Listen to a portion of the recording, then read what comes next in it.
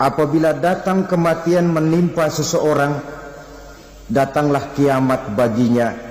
Itu yang disebut dengan kiamat kecil.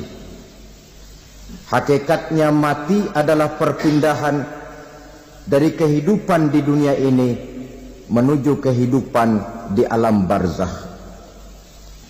Menunggu kita di alam barzakh sampai datangnya saat kiamat. Entah 10 tahun, entah 100 tahun, entah 1000 tahun, hanya Allah saja yang maha tahu.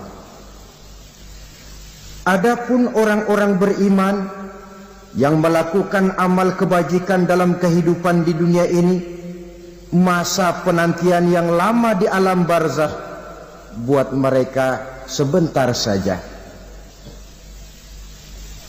Tetapi bagi orang-orang kafir yang ingkar, yang tidak beriman kepada Allah, yang hidup di dunia cuma menumpuk-numpuk dosa, tentu penantian di alam barzakh akan merupakan waktu yang sangat lama.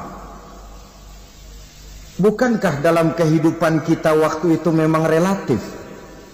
Contoh misalnya, bagi pemuda-pemudi yang sedang duduk asyik memadu cinta, waktu 4-5 jam saja rasanya cuma 4-5 menit. Tenggelam oleh keasikan. Tapi buat orang yang berbaring di rumah sakit, meratap di balik-balik apa itu tembok derita kata lagu, di balik dinding-dinding penjara, sehari bagai seminggu, seminggu rasa sebulan, sebulan boleh jadi rasa setahun. Penantian yang sangat lama. Kapan kiamat itu akan datang? Ini rahasia Allah. Jangankan kita yang orang awam, baginda Nabi sendiri tidak diberitahu oleh Allah kapan kiamat itu akan terjadi. Tetapi sungguh pun demikian, banyak hadis-hadis yang menjelaskan ciri atau tanda-tanda datangnya kiamat. Nah, kalau sudah bicara soal tanda, tanda kiamat itu ada dua. Pertama yang disebut alamatus sughra, tanda-tanda kecil. Ini waktunya masih ada tenggang. Ada yang dinamakan alamatul kubra, tanda-tanda besar. Artinya kiamat sudah diambang pintu. Apa tanda-tanda kecil dari datangnya hari kiamat itu? Misalnya kata Nabi, apabila ilmu sudah diangkat oleh Allah, artinya apabila ulama sudah banyak wafat, minat orang belajar agama berkurang, lalu kebodohan nampak merajalela di mana-mana, zina dikerjakan secara terbuka, minuman-minuman keras jadi kebanggaan. Itu termasuk di antara tanda-tanda kecil terjadinya hari kiamat. Apalagi misalnya iza waladatil ammatu rabbataha, apabila budak sudah melahirkan tuan. Apa maksudnya? Ada yang mentafsirkan apabila anak sudah bisa membudaki orang tuanya. Orang tua yang melahirkan dia, yang membesarkan dia, demi setelah si anak besar jadi orang berpangkat, bertitel, berharta, berkedudukan, jadilah orang tua itu budaknya. Sehingga sering dibilang kalau orang tua kaya, anak jadi raja. Tapi kalau anak yang kaya, orang tua sering jadi budak. Apalagi munculnya fitnah yang bergelombang, timbul perang antara dua bangsa yang besar, waktu berjalan terasa sangat pendek sekali. Itu merupakan tanda di antara tanda-tanda kiamat. Termasuk di dalamnya sulit membedakan mana laki, mana perempuan. Kan kalau tanda-tanda kayak begini sekarang sudah banyak kita lihat kan. Ulama banyak wafat, penggantinya sulit. Zina dikerjakan berterang-terangan, minuman keras jadi kebanggaan. Banyak anak membudaki orang tuanya, sulit membedakan mana laki mana perempuan. Kadang-kadang dari belakang kita lihat perempuan bener, begitu kita colek nengok jenggotan.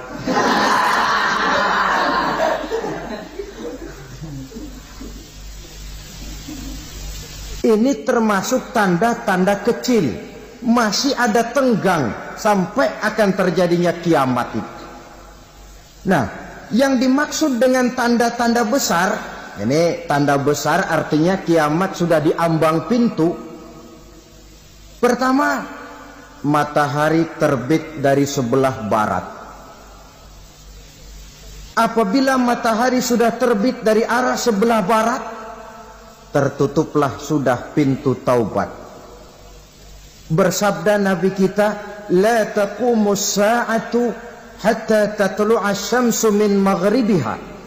Tidak akan datang hari kiamat sampai matahari terbit dari arah sebelah barat.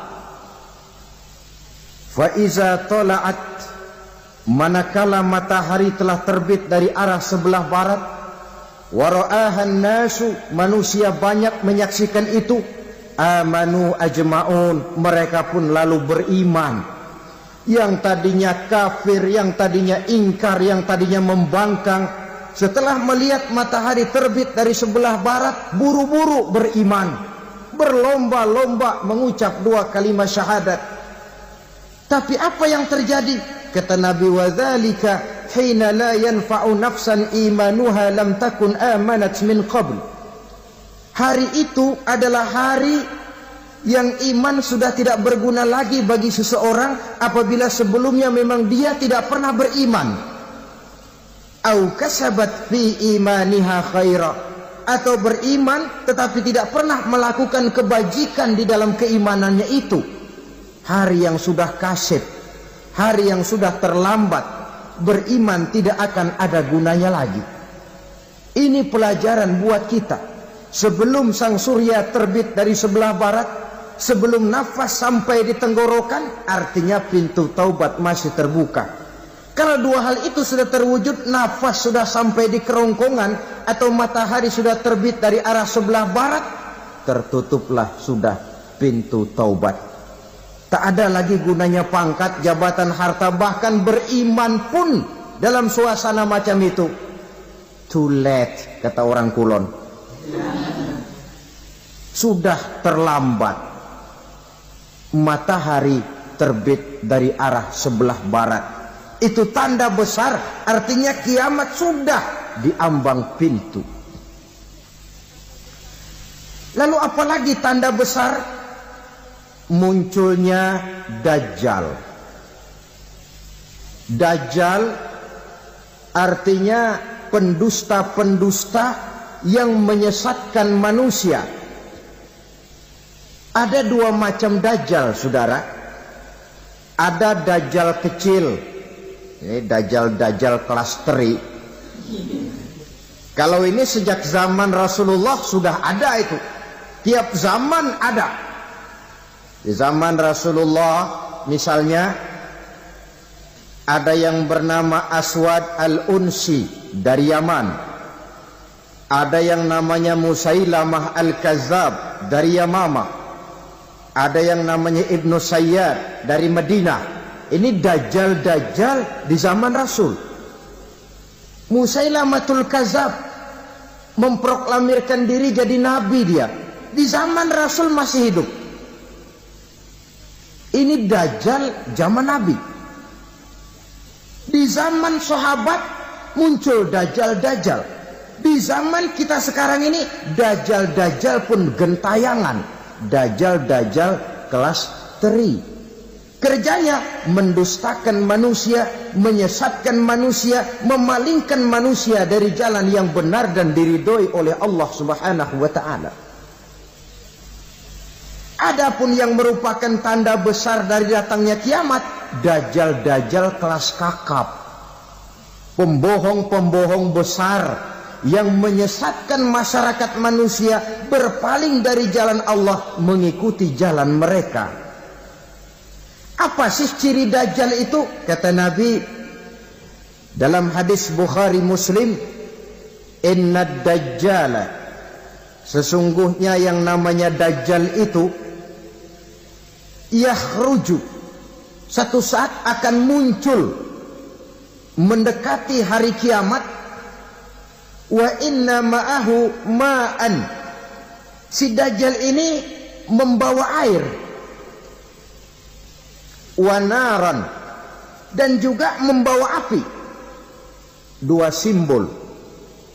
Di tangan yang satu dia bawa air, di tangan yang satu dia bawa api.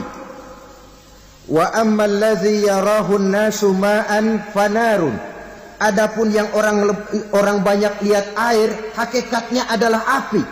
Yang dilihat api, hakikatnya adalah air. Oleh sebab itu, kalau api yang ditawarkan, ambillah air. Kalau air yang ditawarkan, pilihlah api. Maksudnya apa ini? Ini bahasa simbol, saudara-saudara.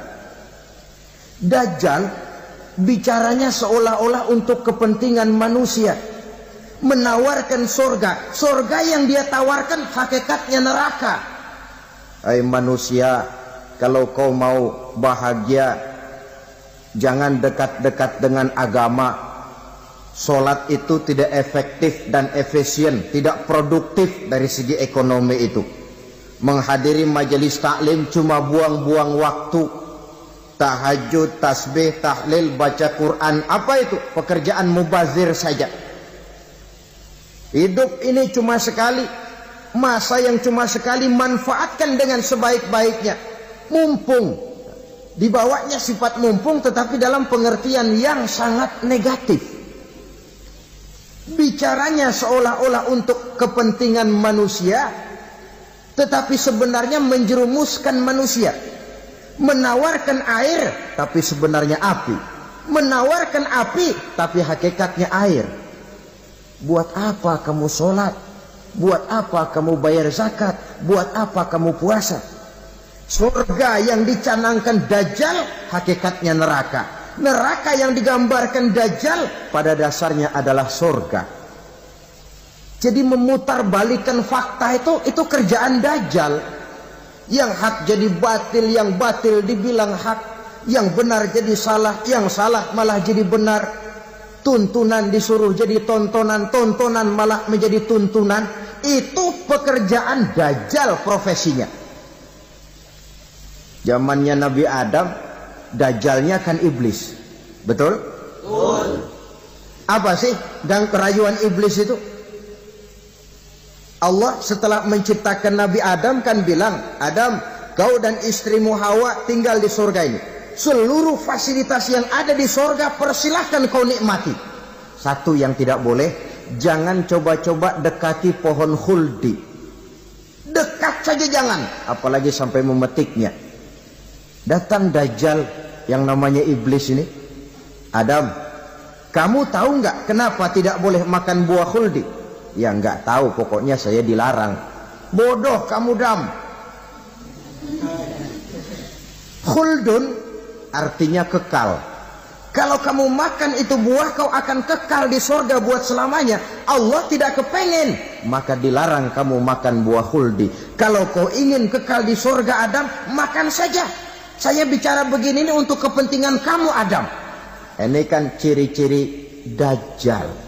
Bicaranya sih seolah-olah untuk kepentingan Nabi Adam, hakikat sebenarnya menjerumuskan Nabi Adam supaya ingkar dan melanggar larangan dari Allah Subhanahu wa ta'ala. Jadi setelah muncul Dajjal, timbul kekacauan-kekacauan di masyarakat. Banyak yang terpengaruh, terpedaya dan terpesona. Termasuk mereka yang memproklamirkan diri jadi nabi. Mereka yang memproklamirkan diri jadi rasul di zaman sesudah Rasulullah wafat, itu adalah Dajjal-Dajjal. Maka saya ingatkan, kalau di zaman kita sekarang ini ada orang ngaku jadi nabi, ada orang ngaku jadi rasul, biar bahasa Arabnya kental, Quran hafal, hadis ribuan hadis hafal, biar pakai serban sampai menyengser ke tanah, bahasa Arabnya fasih, tapi dia mengaku jadi nabi, jadi rasul, kita umat Islam wajib tidak percaya. Wajib untuk tidak percaya. Itulah dajjal-dajjal zaman kita sekarang ini. Tidak mustahil mereka datang mempengaruhi orang-orang awam supaya berpaling dari Rasulullah, mengikuti mereka.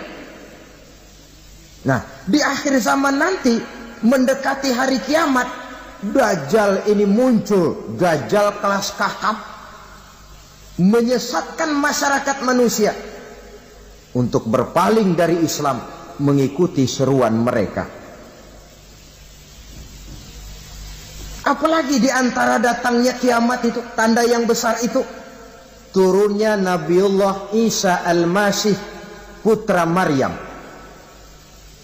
Menurut berbagai hadis yang sahih, Nabi Isa Al-Masih nanti akan turun lagi. Tidak membawa risalah yang baru, tapi meluruskan risalah Islam ini yang telah banyak ditinggalkan oleh masyarakat. Bahkan ada hadis menjelaskan beliau akan membunuh Nabi, mematahkan kayu-kayu salib, lalu melaksanakan haji dan umrah mengikuti syariat Nabi Muhammad, bukan membawa agama baru. Menjadi semacam mujaddid, reformer, menyelamatkan manusia dari bisikan dajjal. Bahkan ada riwayat yang menjelaskan bahwa Nabi Isa berhasil mengalahkan dajjal, mengembalikan masyarakat manusia kembali kepada ajaran Islam yang datang dari Allah, dibawa oleh Rasulullah Sallallahu Alaihi Wasallam. Dengan kata lain, turunnya Nabi Isa bukan sebagai Nabi dan Rasul baru, tetapi mengikuti syariat Nabi kita Muhammad Sallallahu Alaihi Wasallam.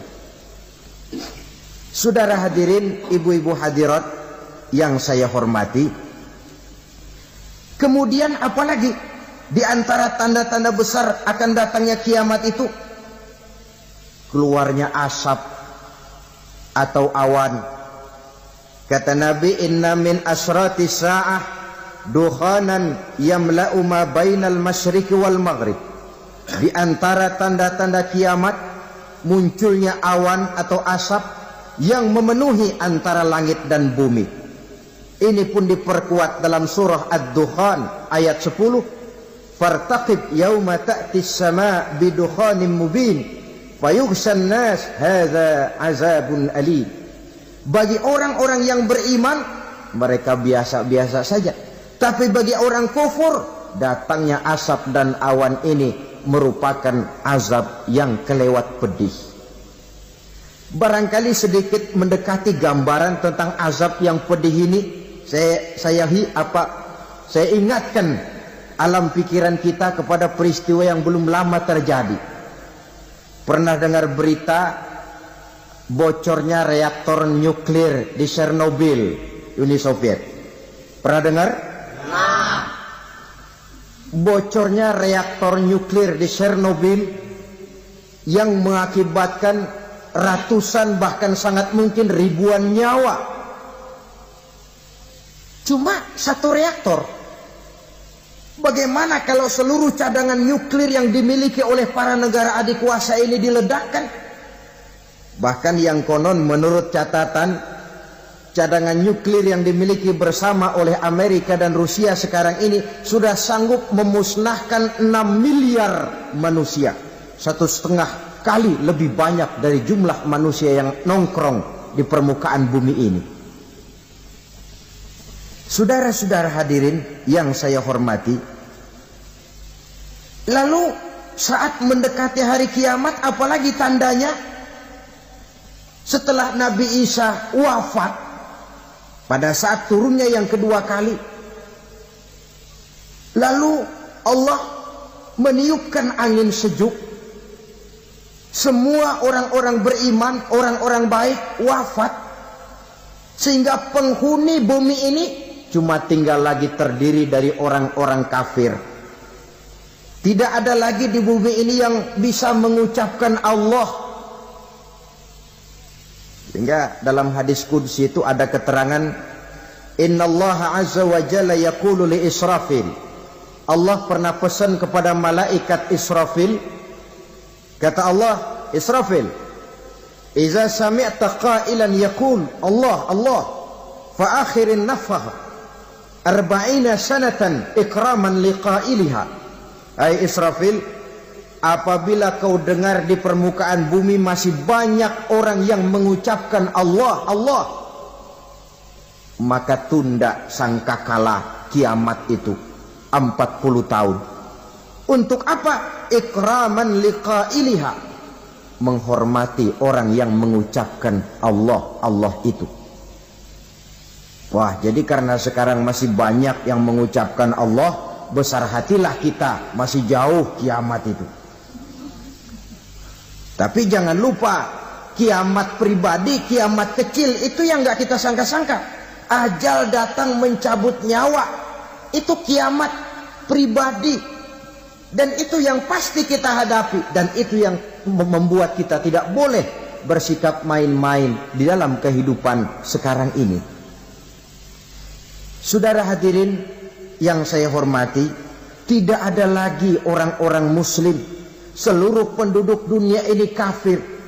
Lalu terciptalah struktur sosial yang berlandaskan prinsip hidup semau gue. Bakal terjadilah prinsip di mana yang kaya menyantap yang miskin, yang kuat menindas yang lemah. Hidup sudah bagaikan di rimba belantara, berlaku hukum rimba. Siapa yang kuat dia yang menang, siapa yang lemah menjadi mangsa. Timbul kekacauan, maksiat merajalela, munkarat menjadi-jadi, sehingga isi bumi ini penuh dengan segala macam perbuatan dosa. Tidak ada perlunya lagi alam diperpanjang temponya. Datang saat yang sudah dijanjikan oleh Allah Azza wa Jalla, maka terjadilah yang disebut kiamat kubra, kiamat besar, kiamat hancur-hancuran. Bagaimana kejadian ini dimulai? Dalam surah Az-Zumar ayat 68, Allah subhanahu wa ta'ala berfirman, wa nufikha fis suri fasa'iqa man fis samawati wa man fil ardi illa man sya'allahu. Maka manakala ditiuplah sangkakala, terkejutlah seluruh yang ada di langit dan seluruh yang ada di bumi. Bila saat kiamat datang, Allah perintah malaikat Israfil, Israfil, tiup sangkakalamu. Ditiuplah sangkakala oleh malaikat Israfil. Yang akibat daripada tiupan itu, seluruh yang ada di langit, seluruh yang ada di permukaan bumi terkejut. Yang ada di langit siapa? Malaikat kan. Bayangin aja kalau malaikat kaget, apalagi kita. Terkejut seluruh makhluk yang ada di bumi, yang ada di langit mendengar suara sangkakala itu. Bunyinya tidak sanggup kita bayangkan dahsyatnya. Ledakan nuklir, ledakan neutron, belum apa-apa ketimbang bunyi sangkakala malaikat Israfil ini. Nah, lalu mendengar bunyi sangkakala ini, gemparlah makhluk, kacaulah alam. Bumi gempa, planet-planet bertabrakan, gunung meletus, air laut tumpah ke darat, angin topan bertiup, halilintar menyambar. Lalu semua yang bernama hidup mati total. Mati bareng tanpa persiapan. La haula wala quwata illa billah. Saya kadang-kadang dalam tafakur bermohon, ya Allah, mudah-mudahan saya enggak nemuin kiamat beneran. Ngeri. Tidak bisa kita bayangkan macam apa suasana seperti itu.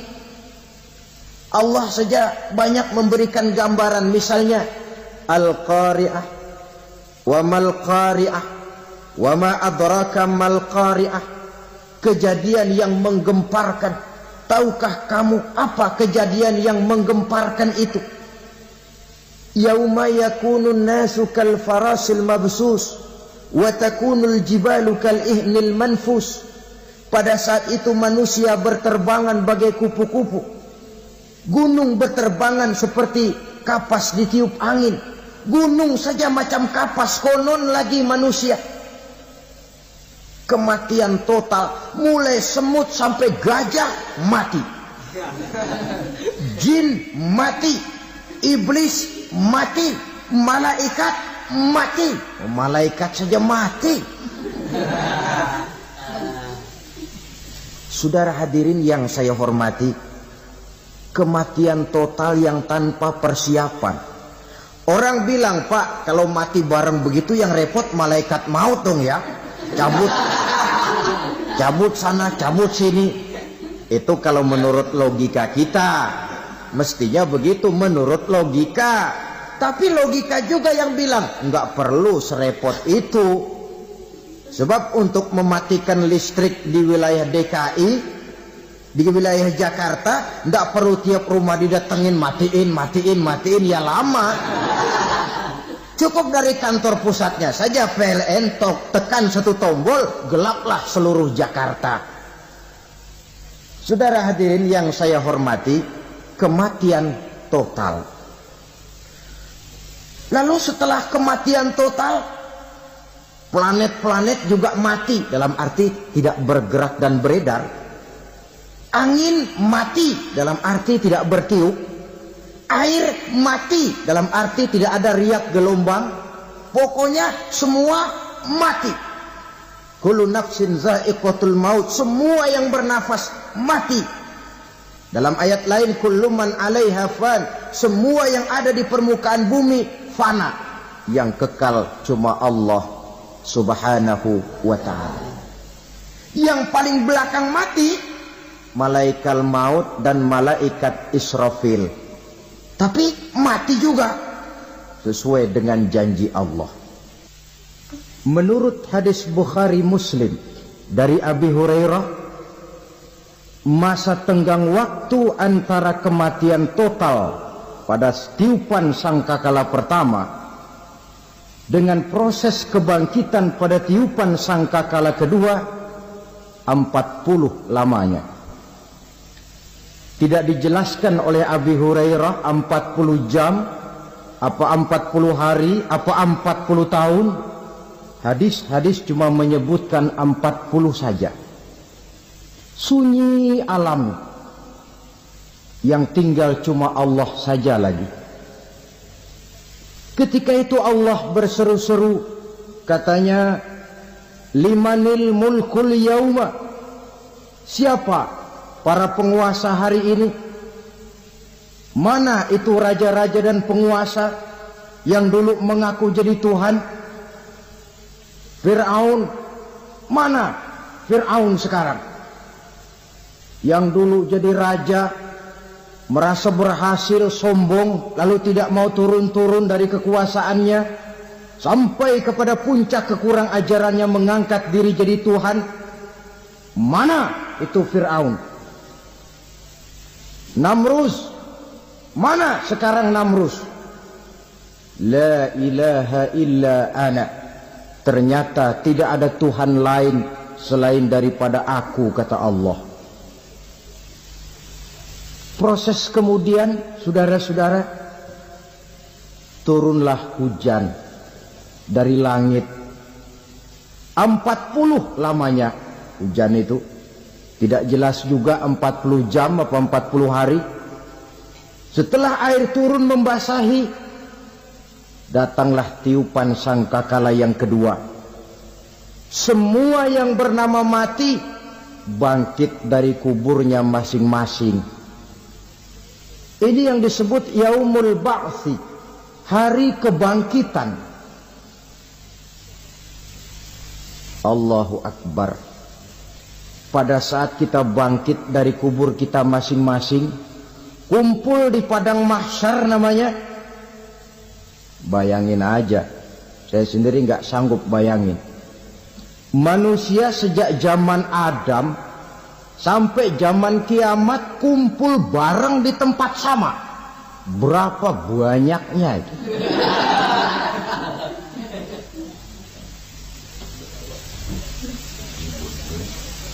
Dan yang luar biasa menurut satu riwayat, pada saat bangkit itu, Masya Allah, roman muka kita berubah,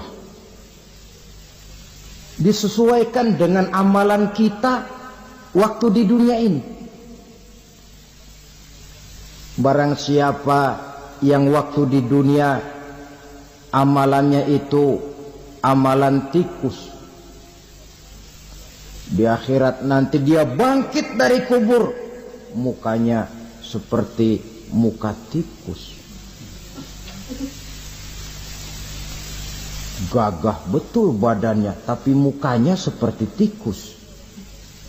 Kenapa? Amalannya waktu di dunia seperti amalan tikus. Apa amalan tikus itu? Suka ngegeragoti barang yang sudah disimpan rapi-rapi. Orang sudah simpan uang rapi-rapi, simpan perhiasan rapi-rapi, digeragoti oleh tikus. Maling-maling, pencoleng-pencoleng, koruptor-koruptor, itu nanti di akhirat nanti kita lihat mukanya seperti muka tikus. Oh, ini waktu di dunia suka nyolong, mukanya seperti muka tikus. Barang siapa yang waktu di dunia ini amalannya itu amalan macan, dia akan bangkit nanti mukanya seperti muka macan. Apa amalan macan? Macan itu amalannya menang-menangan. Orang yang mau menang saja nggak mau mengalah. Coba lihat di hutan, kenal hutan nggak? Di hutan, raja hutan di mana-mana pasti macan, betul kan? Betul. Padahal hutan belum pernah bikin pemilihan umum. Tapi macan tidak peduli ada pemilihan umum apa tidak, pokok saya raja. Sebab apa? Macan jadi raja itu bukan karena benar, tapi karena kuat jadi raja. Setelah dia jadi raja, rakyat hutan yang mesti dilindungi malah dimakan oleh raja macan. Kambing rakyat hutan dimakan oleh macan. Ayam rakyat hutan dimakan oleh macan. Itu nanti kita lihat di akhirat itu mukanya seperti muka macan, gagah betul. Lalu barang siapa yang di dunia ini amalannya itu seperti amalan anjing, nanti dia punya muka seperti muka anjing. Apa amalan anjing?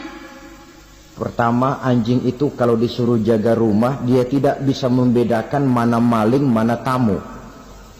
Biar yang datang maling, kalau bawa tulang, anjing kalem. Yang kedua, anjing itu akan setia kepada siapa saja yang memberinya roti. Siapa yang memberinya roti, itulah majikannya. Apa kata majikannya pasti dia laksanakan. Soal benar atau salah dia tidak peduli. Setelah anjing dapat roti, dia tidak punya pilihan lain kecuali bilang, abdi mah kumaha juragan wae ayeuna mah.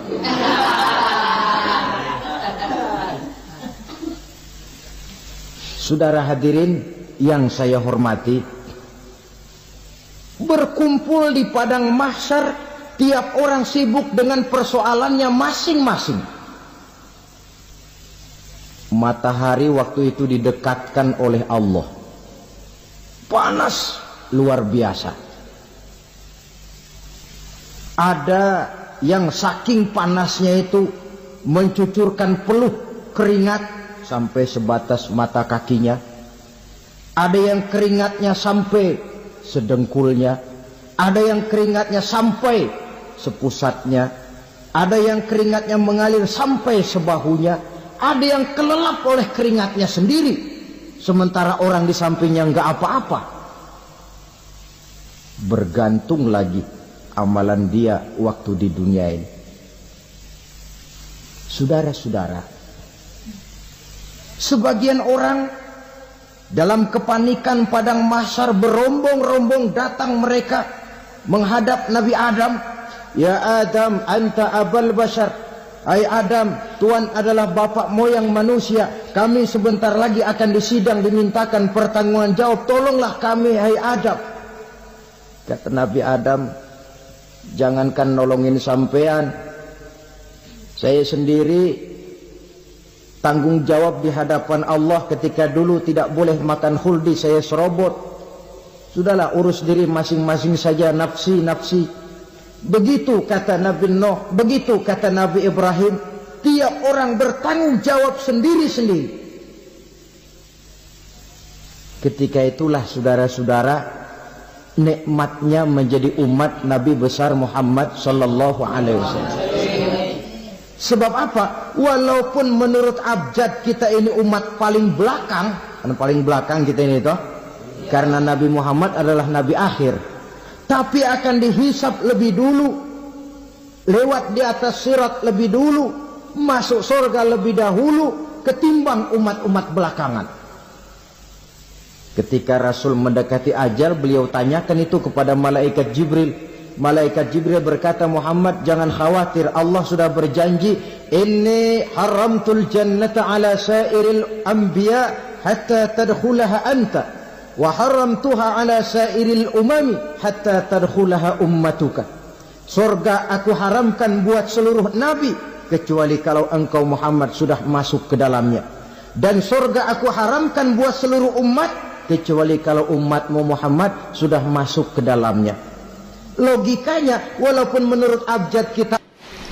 Masya Allah, apa yang sudah disampaikan oleh guru kita almarhum Kiai Haji Zainuddin MZ sangat luar biasa. Sahabat beriman yang dimuliakan Allah, tetaplah di kajian ini karena kajian ini belum selesai. Maka dari itu, mari kita lanjutkan kembali. Selamat mendengarkan. Umat paling belakang bakal dihisab paling dulu, lewat di atas sirat paling dulu, masuk surga paling dulu, kalau mampir ke neraka juga paling dulu. Ya resiko. Jangan mau enaknya aja paling dulu.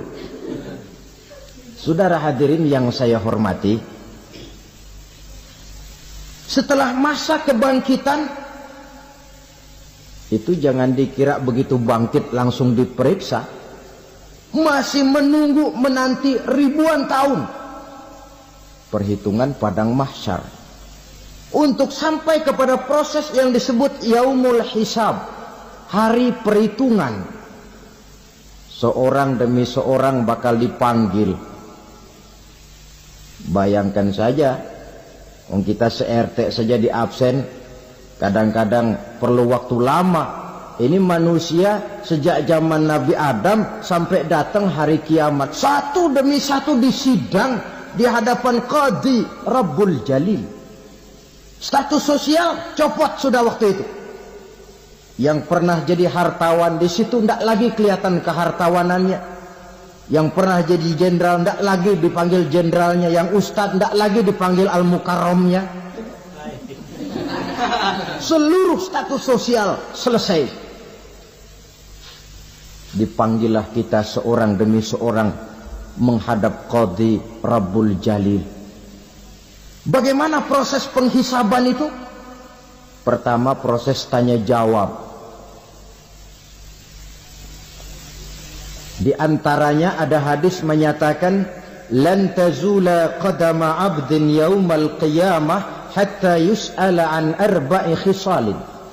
Besok di hari kiamat tidak akan bergeser telapak kaki seorang hamba sampai dia ditanya lebih dulu tentang 4 persoalan. Tentang ilmunya. Kemana ilmu itu diamalkan? Tentang umurnya. Di mana umur itu dihabiskan? Tentang masa mudanya. Kemana masa muda itu dipakai? Tentang hartanya. Dari mana harta itu didapat dan kemana harta itu dibelanjakan. Ini termasuk proses tanya jawab. Jadi kalau istilah pengadilan dunia, nama Fulan bin Fulan. Kamu waktu di dunia diberikan umur panjang untuk apa? Pernah mengalami masa muda, kemana kau habiskan masa remajamu? Kau diamanahkan ilmu, dengan apa ilmumu kau amalkan? Kau diberikan harta, dari mana harta kau dapat, kemana kau belanjakan? Tak seorang pun yang bisa mungkir. Sebab apa? Dikala itu yang menjadi saksi bukan orang. Yang menjadi saksi adalah seluruh anggota badan kita. Tangan bicara, kaki jadi saksi terhadap seluruh amalan yang pernah kita kerjakan pada saat kehidupan di alam dunia ini. Selesai proses tanya jawab, lalu diperlihatkan buku catatan kita waktu hidup di dunia ini. Jangan lupa Allah itu menyiapkan 2 superkomputer kepada kita. Sebelah ditempelin sebelah kanan, yang sebelah tempelin di sebelah kiri. Komputer itu namanya Raqib dan Atid. 2 malaikat yang apabila baik kita lakukan, refleks saja akan menulis kebajikan kita. Jahat kita kerjakan akan tertulis. Catatan itu nanti diperlihatkan kepada kita. Waduh, alangkah malunya pada saat diperlihatkan catatan kita, buku rapot kita merah melulu. Barangkali diperiksa sambil diomelin, brengsek lo. Buku merah melulu begini, bagaimana waktu hidup di dunia? Tidak cukup diperlihatkan buku catatan kehidupan, rekaman kehidupan. Rekaman kehidupan kita secara utuh sejak terlahir sampai ajal datang merenggut nyawa. Barangkali mirip dengan video sekarang ini, di mana terekam dengan baik seluruh kegiatan kita sejak yang sekecil-kecilnya sampai kepada yang sebesar-besarnya. Untuk kemudian kita pun menerima balasan. In khairan fa khairun wa in syarran fa syarrun. Kalau baik ya baik balasannya, kalau jahat ya jahat juga balasannya. Catatan-catatan kita diberikan. Kalau banyak kebajikannya diberikan di tangan kanan dengan cara yang halus. Kalau banyak kejahatannya diberikan dari sebelah kiri atau dilempar dari belakang. Itulah sebabnya sejak di dunia ini kita sudah mohon kepada Allah. Ketika berwudu membasuh tangan kanan, apa kita bilang? Allahumma a'tini kitabi biyamini wa hasibni hisaban yasira. Ya Allah, berikan saya kitab di tangan kanan, dan kalau saya memang perlu dihisap, hisaplah saya yang seringan-ringannya. Tangan kiri berlindung kita kepada Allah. Jangan sampai diberikan kitab di tangan kiri atau dari arah sebelah belakang. Wa a'udzubika an tu'tiya kitabi bishimali aw min wara'i zuhri, dari arah sebelah belakang. Na'udzubillah min dzalik. Setelah selesai lewat proses penghisaban, lewat mizan, timbangan, maka yang sudah selesai dihisab itu bergeraklah menuju sirat, jembatan yang terbentang menuju surga melalui neraka. Saudara-saudara, panjangnya perjalanan sirat itu memakan waktu ratusan tahun. Tetapi orang yang lewat di atas sirat pun macam-macam, bergantung amalannya ketika di dunia ini. Ada yang lewat di atas sirat itu kalbarkil khatib, seperti kilat yang menyambar, lep, sudah sampai dia di surga. Cepat bukan main. Ada yang lewat di atas sirat itu seperti orang lari-lari. Ada yang lewat di atas sirat itu seperti orang jalan biasa. Ada yang sambil merangkak, ada yang sambil ngesor, ada yang sambil gelayutan, ada yang selamat sampai ke ujung ke surga, ada yang tergelincir jatuh masuk ke dalam neraka bergantung amalannya dalam kehidupan di dunia sekarang ini. Tiap kita akan melewati yang namanya sirat ini. Saudara-saudara kaum muslimin yang saya hormati, dengan demikian mereka yang selamat melalui sirat sampai ke terminal akhir surga, mereka yang ketika dihisab ternyata banyak kejahatannya daripada kebaikannya, mereka singgah di dalam neraka. Nah, adapun orang-orang yang beriman menurut ayat Quran dan hadis Nabi itu nanti ada bermacam-macam. Ada orang beriman itu yang dimasukkan surga. Ada orang beriman itu yang dimasukkan ke dalam surga. Ada orang beriman itu yang disebut penduduk surga. Kenapa lain-lain, Pak? Karena waktu di dunia amalannya juga lain-lain. Ada orang beriman yang masuk surga. Ini paling murah tiketnya. Mau masuk surga? Kata Nabi begini, ma min abdin qala la ilaha illallah thumma mata ala dhalik illa dakhalal jannah. Kalau seorang hamba sudah mengucap dua kalimat syahadat, dia yakin dengan kebenaran kalimat itu sampai matinya, orang itu akan masuk surga. Abi Dzar yang waktu itu diajak bicara heran, ya Rasul kok gampang betul? Iya, walaupun orang itu mencuri, iya, walaupun orang itu berzina, iya, biar dia mencuri, biar dia berzina, kalau dia sudah mengucap dua kalimat syahadat, dia yakin dengan kebenaran kalimat itu sampai matinya, itu orang akan masuk surga.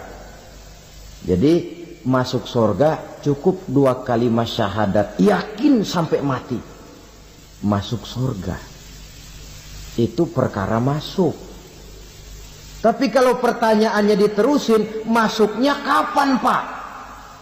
Nah, ini lain lagi urusannya. Sebab ada yang masuknya itu langsung, ada yang mampir dulu. Di sana tempat cuma dua, kalau tidak surga, neraka. Mau ke surga tapi mampir dulu, yang mampirnya jelas di neraka. Kenapa? Dalam hadis qudsi ada riwayat, nanti itu di akhirat, setelah Allah selesai mengatur penduduk surga masuk surga, yang neraka masuk neraka, Allah berkata kepada malaikat Malik, malaikat Malik, labaik ya Allah, itu bajingan-bajingan tengik, manusia-manusia durjana yang waktu di dunia tidak mau sujud, jauh dari ulama, gemar melakukan yang munkarat dan maksiat, hidup di tengah masyarakat selalu jadi bibit keonaran, kufur, sudah masuk neraka semua. Sudah ya Allah. Nah, kalau sudah, coba sekarang kamu masuk, Malik. Saya, iya, masuk neraka. Mau apa ya Allah? Kata Allah, akhriju minan nar man kana fi qalbihi misqala habbatin min khardalin min iman. Kau masuk neraka, cari di dalam neraka orang-orang yang ada imannya walaupun kecil sebesar biji zarah, angkat mereka keluar. Masuk malaikat Malik ke neraka, cari orang yang ada imannya, korek-korek. Ya repot, udah pada gosong. Yang ada imannya diangkat ke atas, yang ada imannya diangkat ke atas, lalu dimandikan di Nahrul Hayat, namanya sungai kehidupan di akhirat nanti. Cakep lagi rupanya, bersih lagi wajahnya, apel di hadapan Allah. Kata Allah, bagaimana mas? Kapok nggak sampean? Kapok ya Allah. Nah, kalau kapok, idhab fadkhulil jannah, pergi masuk surga sana. Berangkat mereka ke surga, ketemu sama teman-temannya yang udah sampai lebih dulu, yang nggak pakai mampir lagi. Terjadi dialog. Kata teman-temannya yang udah pada nyampe duluan, Mas, iya, emang baru sampai? Saya baru sampai. Memang mampir di mana dulu, Mas? Kita sudah lama sampai di surga. Saudara buka surah Al-Muddatsir ayat 34-35. Ma salakakum fis saqar? Kenapa kamu mampir di neraka Saqar? Qalu lam nakum minal musallin. Mereka menjawab, kami mampir di neraka Saqar, Mas, gara-gara dulunya kami waktu di dunia ndak pernah sholat. Ndak pernah sholat? Ndak pernah. Karena rumahnya dekat masjid. Cuma dekat doang, Mas. Sholat mah enggak saya. Nggak pernah ngasih makan fakir miskin, nggak pernah hadir di majelis taklim, pendeknya nggak pernah melakukan kebajikan, maka saya pun mampir di neraka Saqar. Untung betul saya punya iman, Mas, sedikit. Waktu hidup di dunia dulu saya pernah mengucap 2 kalimat syahadat, sekali-kalinya waktu mau kawin. Masya Allah. Untung saja kawin, kalau nggak kawin polos.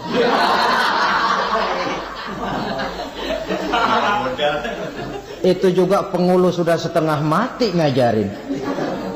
Asyhadu alla, asyaduaan, asyaduaan.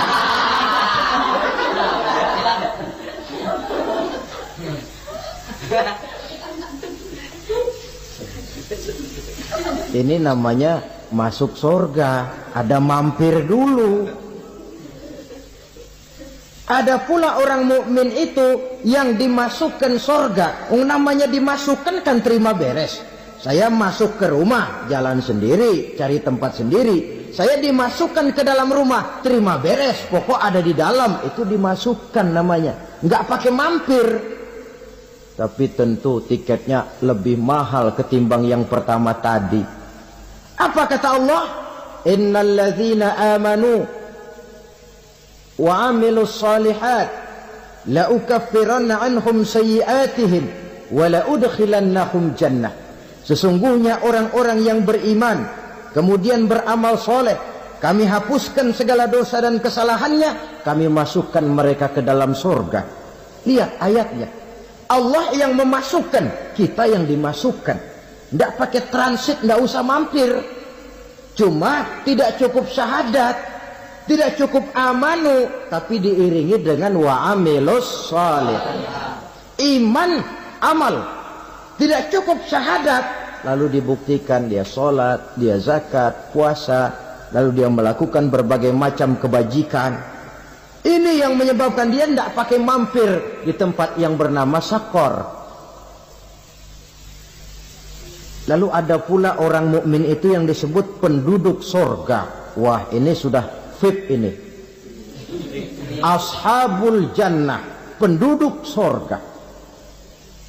Siapa mereka? Kata Allah, innal ladzina amanu summa istaqamu fala khaufun 'alaihim wa la hum yahzanun ulaika ashabul jannah hum fiha khalidun.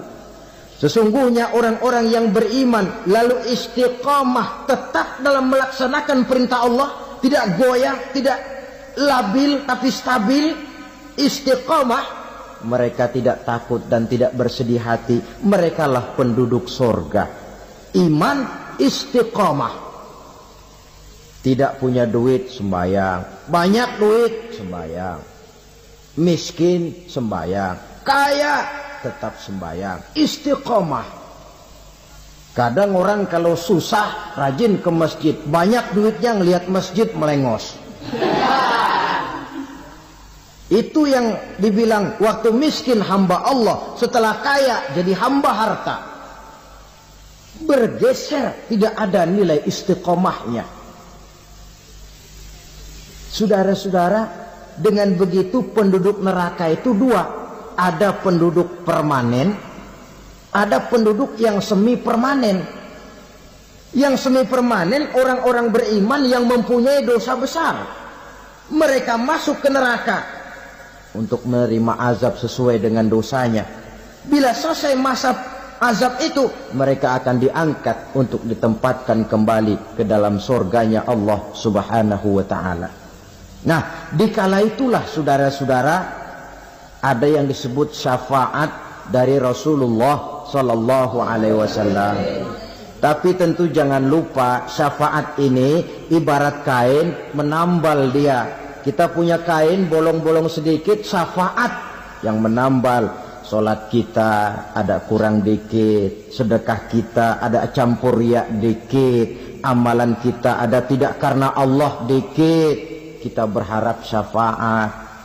Jadi biarlah kain masih bolong-bolong, yang penting punya kain. Tapi kalau kainnya tidak ada, yang ditambal apanya? Salat tidak, puasa tidak, zakat tidak, berharap syafaat saja. Ya, terlalu berlebihan itu.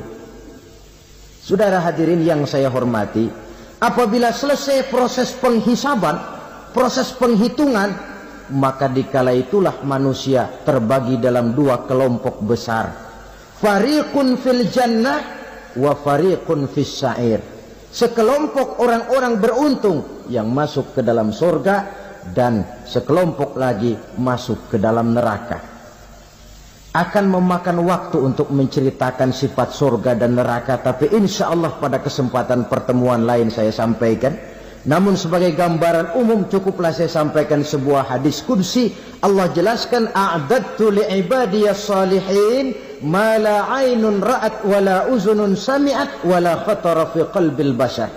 Aku sediakan buat hamba-hambaku yang soleh, yang tidak pernah terlihat oleh mata, tidak pernah terdengar oleh telinga, dan belum pernah terdengar